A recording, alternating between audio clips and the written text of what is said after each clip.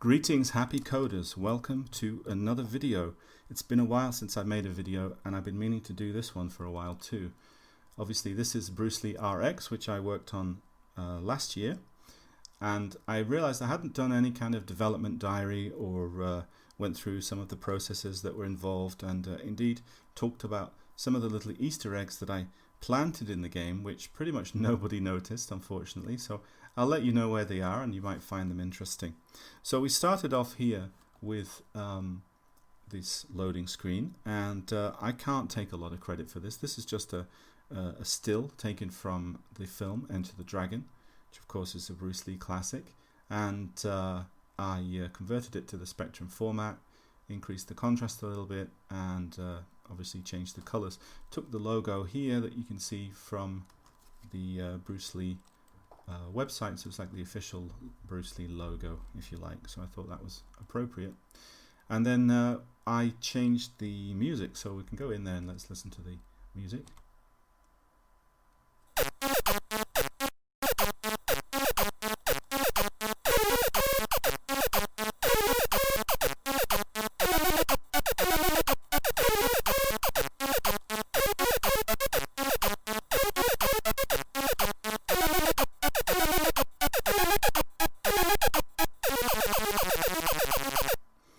Okay, so in terms of the music, I went back to the Commodore original and took a little bit of the tune from that, remixed it. Again, a lot of the time with these mods, you know, you're doing them for fun, so you kind of set yourself a little creative challenge. I was using Bipolar, and I wanted to sort of get a bit of practice making tunes, and it's something that I've been getting better at. So that's the reason I did it, really. Not that the original music was okay, but again, when you're working on these things, you're doing it for fun, you're doing it to learn, so you always set yourself different challenges. So that was the reason for that. And the logo here, again, this comes from the original Bruce Lee website, so that's, again, a little nod in that direction. Right, so let's get started and get into the game. It's a pretty easy game, as all of you know, but it's still fun, even when you've played it a few times. You can still enjoy it. So the very first Easter egg that is in the game is this one right here, this dragon. I changed it from the original, and that's a little nod to Enter the Dragon. So when you enter the game, you basically enter the dragon. You can see here the two enemies, the Yamo and the Ninja. This in the original game, of course, the Yamo was not green, and that was the subject of many a playground mistake, wasn't it? To pardon my French, that on the Spectrum the Yamo wasn't even green. So I discovered when I was breaking into the code that all of the sprites had a setting for color, so it's quite possible to change the color of the green Yamo and the Ninja, and indeed Bruce himself, to whichever color you particularly want. Obviously you can complete this level a little more quickly than I'm doing it, but I'm sort of talking at the same time. So yeah, now the tiles, by the way, the roof and the lamps, you can see they're actually two color now. There was a real lack of color in the game, and got a bit of help from Andy Johns, who's particularly good at making these sort of tiles. But again, for my own practice, I did most of them myself. Bad timing, wasn't it? Okay, so you don't actually need to collect all of these lamps. In fact, even this one here you don't need to collect. You can just ignore it if you want to. It's a question of points. This one as well, don't think you need to collect. Yeah, there you go. And through we go. Spent a long time on this sort of chainmail kind of climbing stuff here that's scrolling up. I really wanted to make sure it looked like it was moving. Tried a lot of different formats and different graphics, and eventually settled on that one, which I think works out pretty well. We also changed the ladders here and added a bit of bright to them just to help. So I hope I got the timing right there. Yeah, okay, there we go. And the explosions as well, total lack of color on these explosions. And again, because of the way that the game was coded, it was not too difficult to add color. That was a schoolboy error, wasn't it? Okay, I've only got 2 lives left. Better make sure I can complete this game without embarrassing myself. Okay, so here's another Easter egg right here. Can you spot that? Just here, I don't really want to go there, but just directly above Bruce here, you can see there's a claw. That's a reference to the claw that was seen in the film Enter the Dragon. And another thing which is not very noticeable in the original is that these are actually intended to be sort of snakes with a snake's head. And it was very difficult to tell that from the graphic, but that is, I think, the intention, and that's why I created it like that. Okay, so let's move on. I changed the electricity on here again with the color. I think it was just like a little square. It wasn't very graphically pleasing, so I created it animated to be a little spark again, which I think is a fairly nice touch. Okay, so it should be alright to go across. You can see the daggers there as well. It took quite a bit of time. Instead of the spikes, which were in the original, decided to go for these daggers with handles on them. Don't think we need that one, so we'll just go down. Oh, we do need it, don't we? Of course, silly me. It's been such a while since I played this game. I'm really not... there we go. Okay. Alright, and on we go.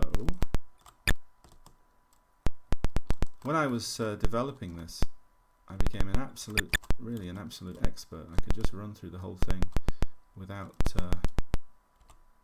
touching anything, but it's been a good 6 months since I've played it, and I'm slightly aware of not wanting to die at all when doing this walkthrough, because obviously that would ruin the walkthrough if I was to die.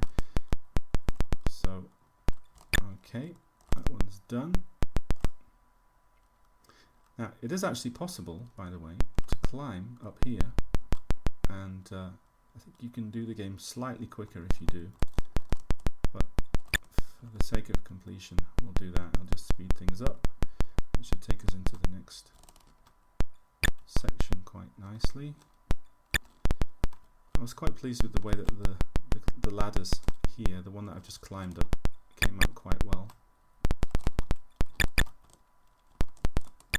And the sort of glass panes, they also worked out pretty nicely. So that was pretty good. We just need to take this one on the right. We should be back in the main area. Yes.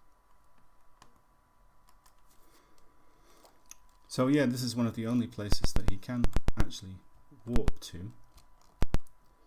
And to show you something interesting, no one ever really goes back this way, but there is, you see the little effect here is going on. I considered putting a secret room in here. I thought about it, but in the end I just couldn't, I didn't really have the space to do it. But I thought it would be a nice little trick, but I doubt anyone would have found it, to be honest. So probably in the end it wasn't worth doing.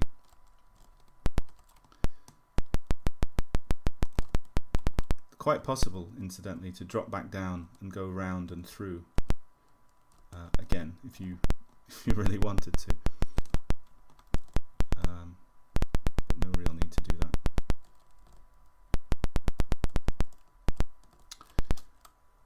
Okay, so we'll go into the second section of the game. Let's move over. Okay, and here is another Easter egg, which is I've added this moon here. That's a reference also in Enter the Dragon when he says it's like a finger pointing at the moon. So a little bit of an obscure reference, but the idea was that that would be the moon that he referred to. And I also took these bricks. This is a schoolboy error, trying to concentrate while I'm speaking. Anyway, we should be okay. Yes, so this is some bricks that I designed for another game, never actually used, so I decided to put them in here. Get quite a nice sort of circular effect on those bricks. Alright, so now incidentally there is a part of the game here where you can actually get stuck. You can't complete the game. If you don't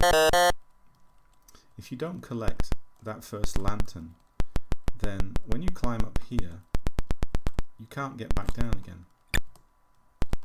And even if you die, because if you die it actually spawns you back up at the top. So it's actually quite an oversight really in terms of the way the game was designed, that you can get trapped there. Incidentally, if you take a look at the yin and yang symbols, I've also adjusted those. It's another little Easter egg. The yin and yang symbols here are slightly different to the ones you'll see in the original. They do actually have the little circular arrows going around, which is from the Bruce Lee Jeet Kune Do symbol. So it's just a closer reference to the great man. So I think we'll take the scenic route. Of course you can take the first entrance there, get through, but I think we'll go through the scenic route just to show you everything. Okay, so something quite interesting about this, it's not hugely interesting I suppose, but some of these rooms can be climbed. Now one of the things that some people aren't necessarily aware of is that you can get an extra life here, but you can basically go back again like that, you can see, and you can rinse and repeat, but it is actually limited. It's not unlimited. Whoops, I thought it might actually be unlimited, but in fact I think it's about 8 or 9 lives that you can pick up from it. Now of course if you're an expert you really don't need to do this, and you could probably use poke, but if you did find yourself there, you see it's run out now. For the purposes of this walkthrough it makes a lot of sense for me to go and grab a few extra lives just in case I mess things up, you know. Now here's a little curiosity, and it really is just a curiosity really, but this is one example of a part of the game. If you climb here you can actually climb and you can go like this and you can drop down again through there. You can actually sort of get through a gap. I know some people that do speed runs are always looking for little ways to sort of finish a game more quickly. I don't think that one actually helps you though, but it is a curiosity. Now you can see here there's a cat. In fact, let me show you this as well just for fun. You see you can go down here and you can end up back here again, but it doesn't really help you. You see? It's just one of those little quirks of the game.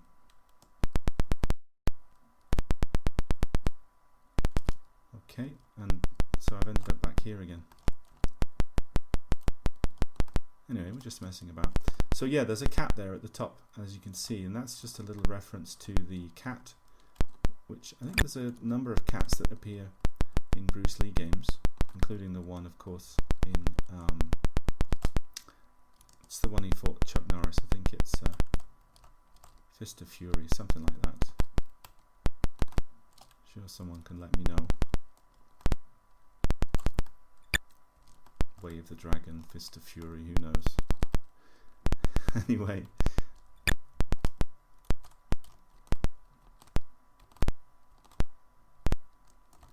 okay, so this area was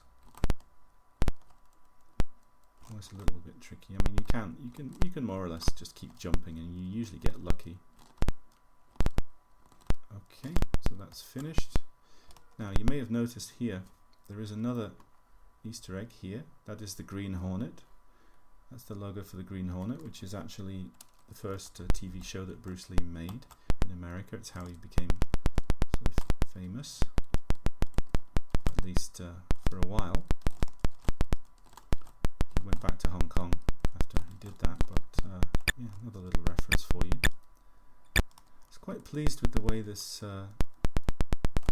building worked out with the effects.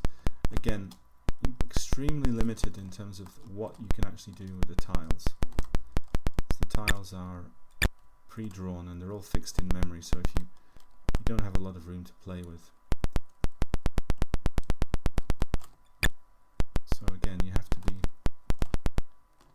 quite selective in exactly what you do with them. But I was pretty pleased with the way that it worked out.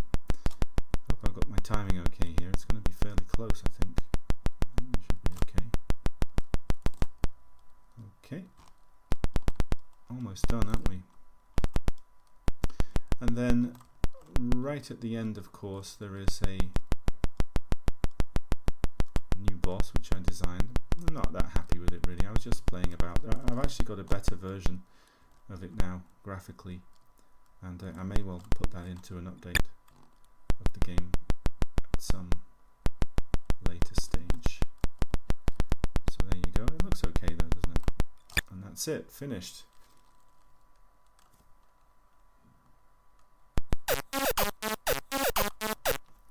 And I'll just pause it there. Again, this is another, well, it's not really an Easter egg, is it? But that's of course an image of Bruce Lee, and this one is a little Chinese symbol which says always or forever. So it's kind of Bruce Lee forever dedication, and these are the Jeet Kune Do symbols. Some people said they preferred the original. I mean, it was a real blocky mess of attributes and all kinds of stuff. It was difficult to see what was going on. I could have recreated it, could have improved on it, but basically what I was able to do was this this screen took up much less memory than the original, so I was able to claw back probably 500-600 bytes or so, and that enabled me to add some of the extra things like the music and a couple of other bits and pieces. So I think it was a pretty good trade-off overall. Yeah, so that's pretty much it. That's the whole game. Not a big game, but still, I think, a lot of fun to play.